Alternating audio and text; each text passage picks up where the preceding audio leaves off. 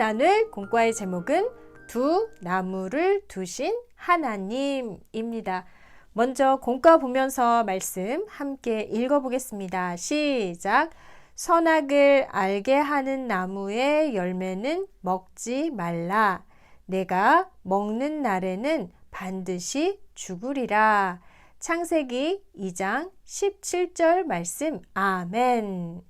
자, 하나님께서는 세상의 모든 것 중에 사람을 특별히 여기셨습니다. 하나님이 만드신 모든 것을 다스리게 하셨죠. 그런데 한 가지 하지 말라고 하신 일이 있었습니다. 하나님을 기억하며 예배하며 살게 하시기 위해서였는데요. 자, 오늘 말씀 그림을 순서대로 오리고 공과지에 순서대로 붙여가며 오늘 주신 말씀 다시 한번 기억해 보겠습니다. 먼저 말씀 그림을 오려보겠습니다.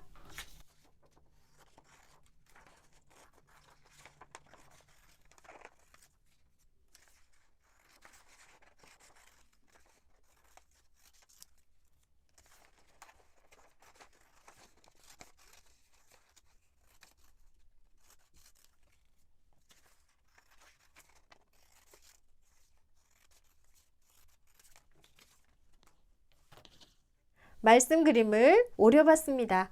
오늘 말씀의 제목은 두 나무를 두신 하나님인데요. 하나님은 이 온 세상을 만드셨죠. 그 하나님이 특별히 여긴 존재가 있었는데요. 누구였죠? 바로 하나님을 닮은 사람이었습니다. 하나님께서는 이 사람에게 하나님이 만드신 모든 아름다운 세상을 돌보고 지키게 하셨습니다. 붙여보겠습니다. 모든 피조물 중에 오직 사람에게 이 놀라운 특권을 주셨죠. 그런데 하나님께서 하지 말라고 하신 일이 있었습니다. 어떤 일이었나요? 바로 선악을 알게 하는 나무의 열매는 먹지 말라. 먹으면 반드시 죽는다라고 명령하셨습니다. 붙여보겠습니다.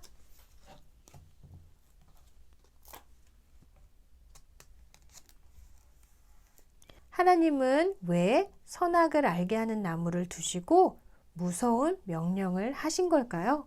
우리를 혼내기 위해서였을까요? 하나님은 사람이 하나님을 잊지 않고 살기를 원하셨습니다. 하나님을 대신해서 이 온 세상을 누리고 다스리지만 이 온 세상의 주인이 하나님이시라는 사실을 기억하며 살기를 원하셨습니다. 붙여보겠습니다.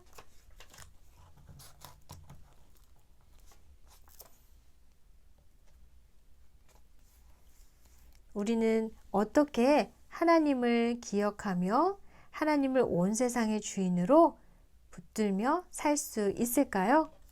하나님께서는 우리에게 말씀을 주셨습니다. 우리가 말씀을 듣고 또 읽고 그 말씀에 순종하며 살아갈 때에 우리는 내 삶의 주인, 온 세상의 주인이 내가 아니라 하나님이시라는 사실을 깨닫고 기억하며 살게 됩니다. 붙여보겠습니다. 말씀 그림을 다 붙여봤는데요. 다시 한번 말씀 정리해 보겠습니다. 오늘 말씀의 제목은 두 나무를 두신 하나님이었습니다. 하나님께서는 하나님을 닮은 사람에게 이 온 세상을 하나님을 대신해서 다스리고 지키도록 하셨습니다. 그런데 하나님이 한 가지 하지 말라는 일이 있었죠. 바로 선악을 알게 하는 나무의 열매는 절대로 먹어서는 안 되었습니다. 하나님은 왜 선악을 알게 하는 나무를 두시고 이런 명령을 하신 걸까요? 하나님은 사람이 하나님을 잊지 않고 또 하나님이 온 세상의 주인임을 기억하며 살기를 원하셨기 때문입니다. 그 하나님께서는 오늘 우리에게 말씀을 주시고 말씀을 통해서 온 세상의 주인, 내 삶의 주인이 바로 하나님이심을 잊지 않고 살게 하십니다. 한 주간도 오늘 주신 말씀 기억하며 우리가 온 세상의 주인, 내 삶의 주인이 하나님이심을 인정하며 또 그 말씀에 순종하며 살아갈 수 있기를 간절히 소원합니다.